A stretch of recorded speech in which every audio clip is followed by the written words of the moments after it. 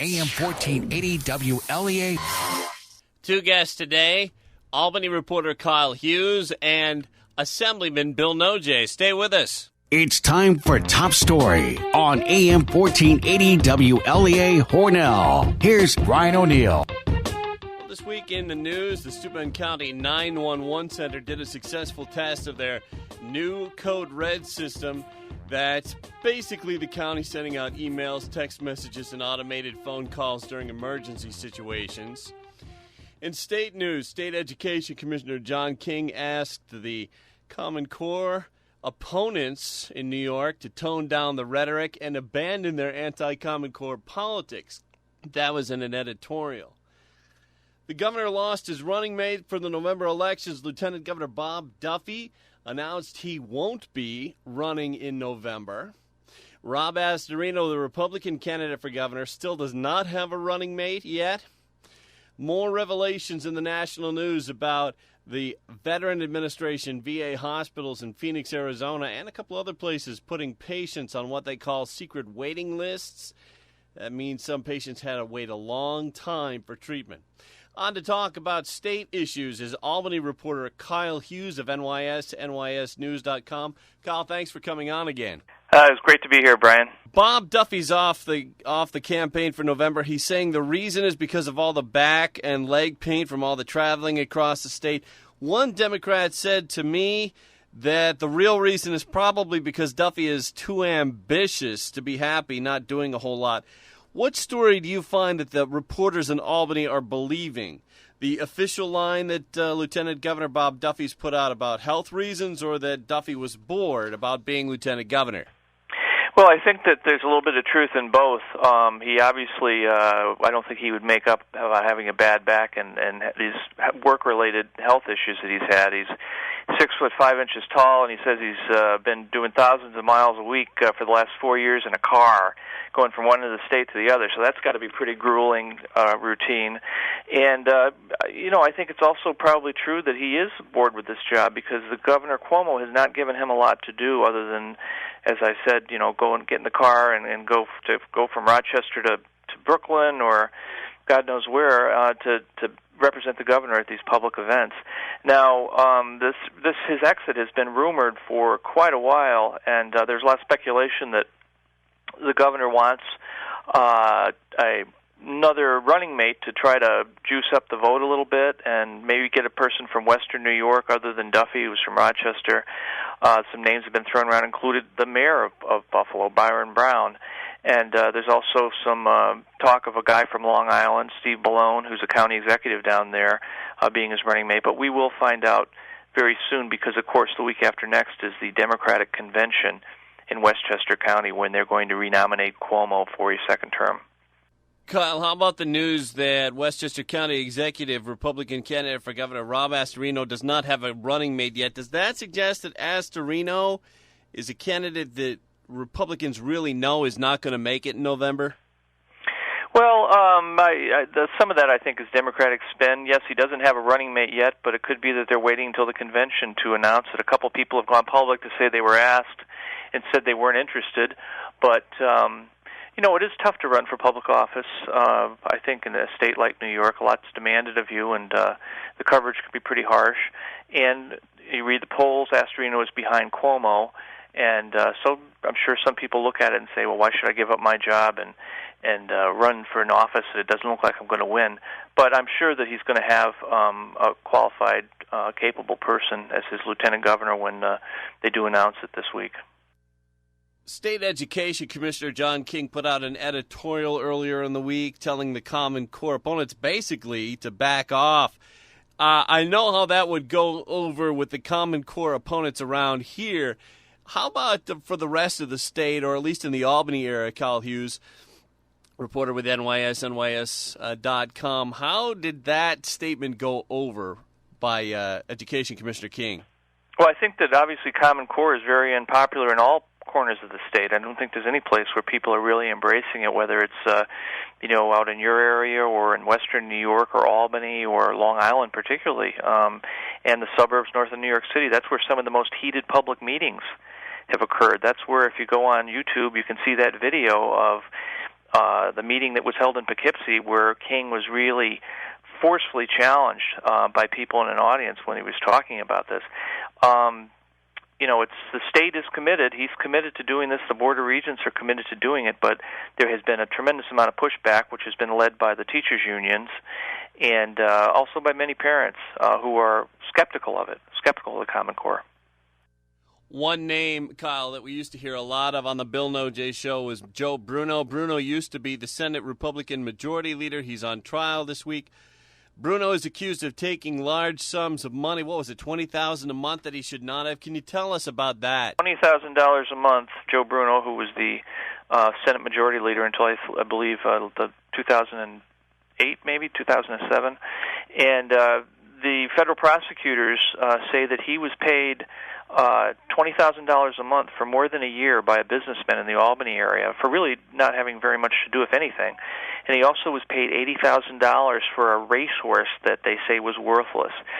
The prosecutors say that the reason these payments were made to Bruno was because Bruno helped obtain state grants for this guy's business interests, and also the businessman, a man named Aberzizi, was interested in possibly taking over the franchise for thoroughbred racing. And Bruno did arrange for one of his Aberzizi's associates, a guy named Wayne Barr, to be appointed to the New York Racing Association board. Now, both Barr and Aberzizi have testified in the trial, which opened in Albany federal court this week, under immunity. And yesterday, Aberzizi was on Thursday, Aberzizi was on the stand the entire day and unequivocally denied that he did not bribe Bruno, that these huge amounts of money that were given to Bruno with nothing on paper to really justify it, were given to him because he was a business consultant. And Aberzizi thought that having Bruno as a paid consultant would help him in his various businesses that he ran in New York and elsewhere. A Republican state controller candidate has been put up, Robert Adenacci. What do we know about him, Kyle? Well, he is in Syracuse in Onondaga County, and he's the county controller. And he's got quite an accomplished resume. He's both a CPA and a lawyer. I believe he's a Syracuse University graduate. Now, he's going up against Tom DiNapoli, who's a former assemblyman who's held elective office since he was 18 years old, believe it or not.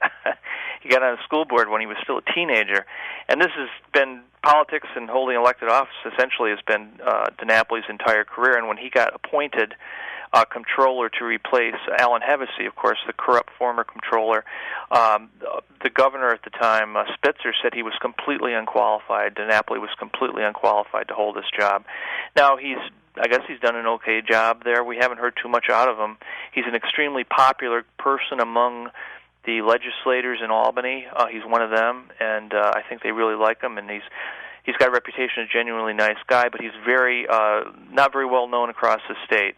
And he's very much supported by the public employee unions, who like him a lot as well. So Adenacci is going to be taking on a guy who, although Adenacci seems on paper to have a better resume to be the head of a multi-billion-dollar pension fund and do all the other things the comptroller does, he might have a difficult time unseating DiNapoli.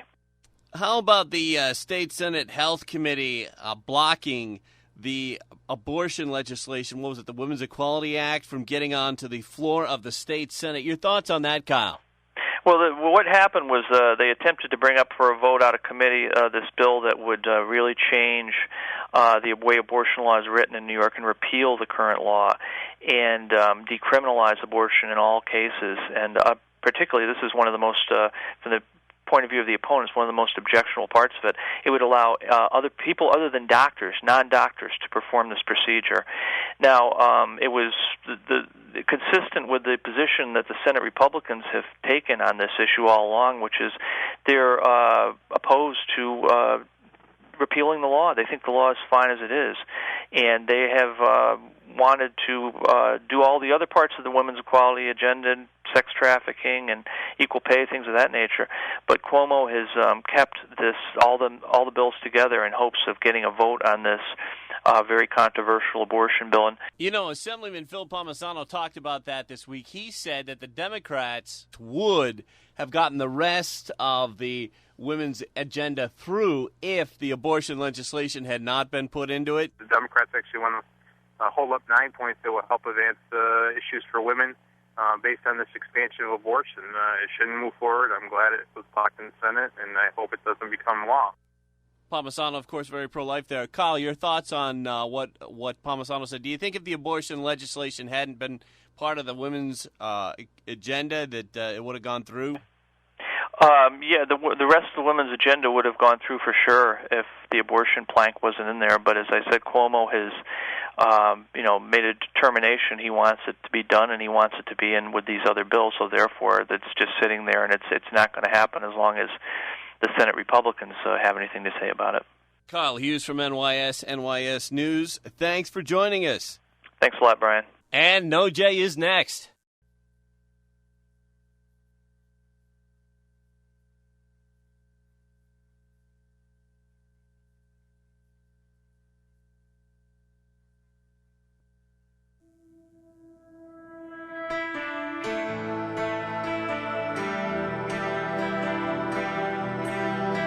Back on the show, I'm Brian O'Neill, now on the line with Assemblyman Bill Nojay. Assemblyman, thanks for joining us.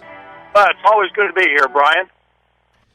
Assemblyman, before we get to the VA issue, which I did want to talk to you about, the Phoenix scandal, and other places, I guess, wanted to quickly talk to you about the Green Party petitions that were turned in by that Aaron Andrew Keister of Corning in an apparent attempt to throw the race in Congressman Tom Reed's favor. Now, Reed's staff told me that Reed had nothing to do with that whole debacle, that Keister did this on his own.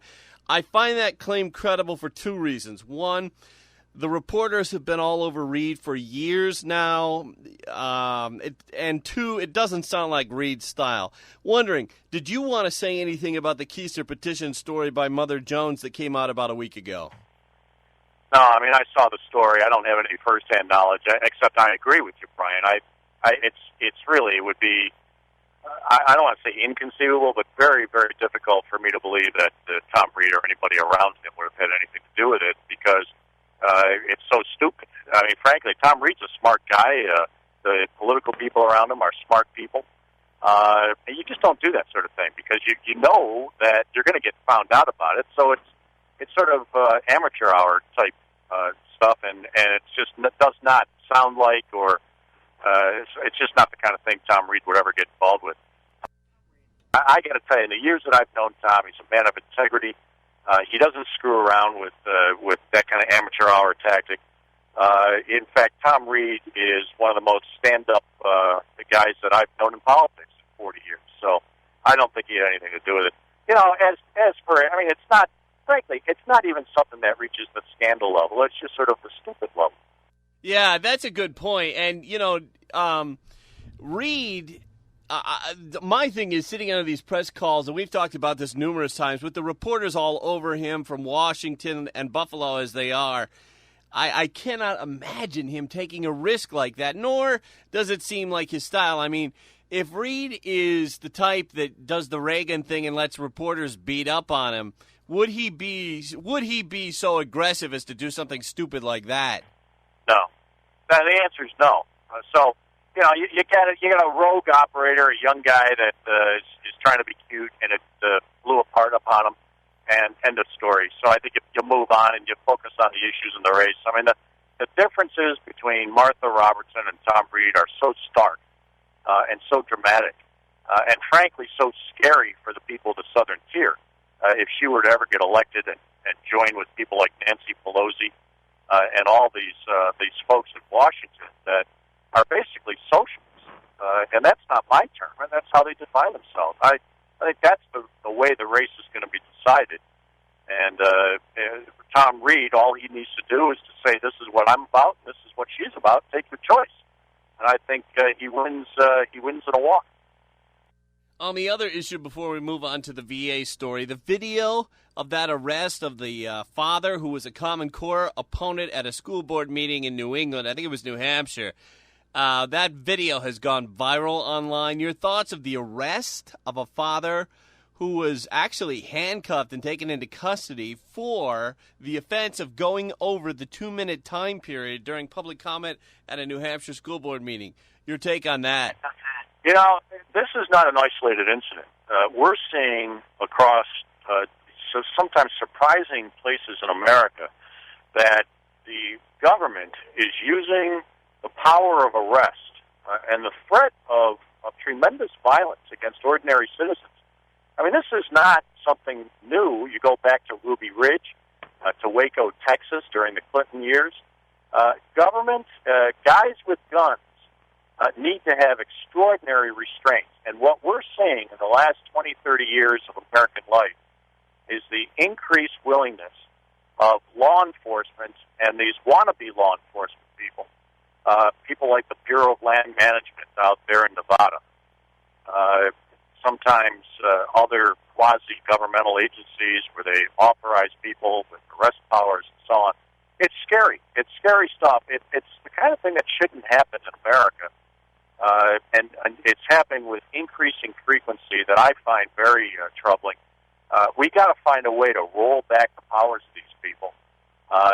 Maybe it means we disarm some of these people, take away their arrest powers. But in this case, and I saw the video. It is viral all around the internet. You've got a very, very intolerant education establishment essentially telling parents you've got nothing to say about the education of your own children. And that says something about the powers of government just getting way out of whack. We got to find a way to check it, roll it back in. I tell you what made the Drudge Report on Friday was that man's daughter, who they reported she was only 14 years old, very well spoken for a 14-year-old. She stood up and said that they were out of control, and she used the words, "I'm afraid of you." Yeah. Well, again, this is happening. Otherwise law-abiding citizens that are finding themselves being shut down by their own government, with government basically saying, we don't care what you think, we have the power and we're going to use it. Whether it be in the Bureau of Land Management against that rancher out in Nevada, or against parents and children speaking out against Common Core. You see this remarkable arrogance. I see it every day in Albany. These people, their attitude is, we've got the power, we don't care what you say, we're not interested in what you think, we're not open to being persuaded, we've got the power and we're going to use it. And that's not the America that I grew up in. And unfortunately, it's a spreading phenomenon around this country. Bill Nojay, your thoughts on the editorial by State Education Commissioner John King telling the Common Core opponents to cool down the rhetoric and knock off the politics? You know, whenever you're losing an argument, you resort to that kind of statement. John King knows that the rollout of Common Core in New York State and across America has been an unmitigated disaster. It is to education what Obamacare has been to health care. It is a program that is grandiose, poorly thought through, did not involve, in the same way Obamacare didn't involve doctors, it all involved politicians and bureaucrats. The education establishment that wrote the standards, wrote the curriculum for Common Core, did not include teachers and parents. It involved people with PhDs in education that had never stepped foot in the classroom. And it's a failure. It's not working in New York. And rather than trying to demean and insult the parents and the teachers that oppose Common Core, I think this guy, John King, who, by the way, himself, talk about hypocrisy. John King sends his own kids to private schools that do not teach the Common Core. I mean, can anybody spell irony or hypocrite? It's these limousine liberals, their old line, do as I say, not as I do. If John King believes so strongly in Common Core, why doesn't he pull his own kids out of that private school and send them to public schools like he wants all the rest of us, all of our kids, to follow the Common Core curriculum? I have very little tolerance for these education bureaucrats who want us to send our kids to public schools and subject them to Common Core, but then turn around and send their own kids to private schools where their own kids don't have to deal with it. On the VA, about the way that they're doing the waiting list for vets who need treatment, that scandal broke out of Phoenix, Arizona, where they were treating some patients and not others. According to the New York Daily News, around 1,500 vets there were put on endless delays. About 40 of them died waiting for medical care. Congressman Reed spoke with the Bath VA about this problem, questioning them in Bath about whether they had any situations like this going on. Reed was satisfied that they're not doing the secret waiting list at the Bath VA. Assemblyman Nojay, your take on this whole thing? Well, first of all, I've got a stepson who is a patient at the Veterans Administration, not in Bath, at another facility, and I can tell you that it is you want to talk about government bureaucracies that are out of control. The Veterans Administration has been totally neglected by the Obama administration. Their computer systems are archaic. Their bureaucratic procedures are just out of somebody's nightmare. These young men and women coming back from Iraq and Afghanistan deserve better. Unfortunately, the Obama administration has simply ignored the VA. This guy Shinseki, who is the head of the VA, is in way over his head. He's not a competent bureaucrat or administrator, and he needs to be replaced. And more important, the Obama administration needs to stop ignoring our veterans. If the Obama administration gave half the attention to our veterans that they give to illegal aliens in this country and try to provide for them and their education with things like the DREAM Act, our veterans would be in a much better condition. But the fact is, Obama doesn't care about the veterans. He gives them lip service. And he would much rather cater to the needs of illegal aliens because he figures they're going to vote for him. It's politically cynical to the point where it's just a pathetic waste of our resources. And if I were Tom Reed, I would be outraged by what is coming in from other parts of the country. Fortunately, the Bath VA is in better shape. The Veterans Administration nationwide is a disgrace, needs a complete overhaul. More importantly, I don't think that's going to happen under this administration because I don't think this administration particularly cares about them. Assemblyman, do you have any VAs in your district, and have you spoken with them if there are any VAs in your district? No, I don't have, in the 133rd Assembly District, I don't, but we've obviously got a lot of veterans, including the member of my family I mentioned earlier. And so I hear the stories all the time. The Buffalo office is an administrative bureaucracy, but a lot of these young people, even though they live in upstate New York, they've got to deal with the Veterans Administration out of Washington that's in a virtual administrative meltdown, where they lose files, they lose medical records, they treat these veterans as numbers as opposed to human beings, and it's just a disgrace. So we need to do a major overhaul on the VA. Whether or not the Obama administration has it in them to commit the resources and the dedication to straighten it out, I don't know. But right now it's a disgrace. Moving on to the Select Committee on Benghazi in the House. Do you know if Congressman Reed is a part of that bill? I do not know if he has been named. John Boehner is going to name the Republicans. And, of course, the Democrats are threatening to boycott it. Because it's a huge embarrassment to their presumed candidate for the presidency, Hillary Clinton. It was on her watch. And there's information that's just starting to leak out. Frankly, I don't know if it goes anywhere, which is why we need this special committee. But what was Chuck Schumer doing in the White House that night until midnight? And where was the President of the United States? There's a lot of basic questions that need to come out about the way this thing was handled. As you know, I was in Libya back in 2008. It was a powder keg back then. It was a powder keg back when Ambassador Stevens was in Benghazi without adequate security and without adequate intelligence and without adequate backup. So the question is, how did that happen? But more important, on the night that it was happening, the attack went on for hours and hours. Why didn't we get either CIA operations or military assets in place to pull the ambassador and those men out who were protecting him? And the Obama administration has not provided that answer. And the more we're finding out about what happened that night, the uglier it's getting for Obama and for Hillary Clinton, which is why you're going to see the Democrats saying, oh, this is politics, let's stop the politics. Again, that is what people say when they're trying to cover something up. So I hope that John Boehner and the Republicans continue the investigation wherever it leads. Assemblyman Nojay, I had a lot more questions. Unfortunately, we're out of time. I want to thank you very much for joining us this weekend.